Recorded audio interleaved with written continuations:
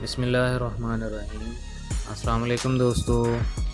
आज का जो मेरा टॉपिक है वो है वाइट डिस्चार्ज लिकोरिया। आज हम डिस्कस करेंगे इसकी अलामात, वजूहात और इलाज के बारे में। मैं हूं आपका फार्मासिस्ट डॉक्टर AHMandal। आप देख रहे हैं मेरा यूट्यूब चैनल राइट वाले बाबा जी। आए आज के टॉपिक को हम स्लाइड पे डिस्कस करते हैं।